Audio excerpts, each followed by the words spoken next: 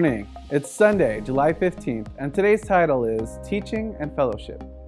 After Pentecost, Luke shifts the narrative to a general description of the inner life of the church in Jerusalem.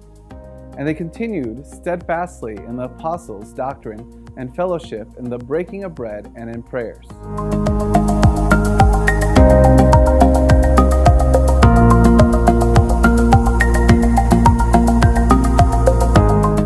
Items noted appear to be basically teaching and fellowship. According to the verse 46, the teaching was carried out in the temple, while the fellowship was in the private homes. The temple court was surrounded by roofed porches that were frequently used for rabbinic instruction. That the believers devoted themselves to the apostles' teaching showed that the gifts of the Spirit did not lead them to a contemplative religion, but an intense learning process under the apostles, whose authoritative teaching was authenticized by wonders and signs. Spiritual fellowship was another distinctive mark of early Christian piety. The believers were constantly together, not only in the temple, but also in their homes, where they shared meals, celebrated the Lord's Supper, and prayed.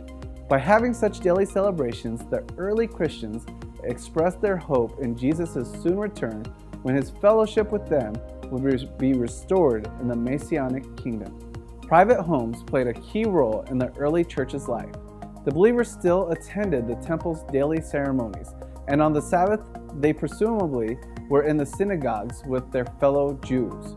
But the distinctive elements of Christian devotions were performed in the homes. Believing that the end was near, they decided that the material possessions, private property, to use a more up-to-date term, were not that important anymore. A common use of the material resources, therefore, seemed appropriate.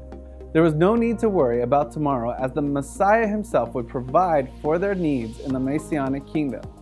This sharing allowed them to experience a deeper sense of unity, besides becoming an extraordinary example of Christian generosity.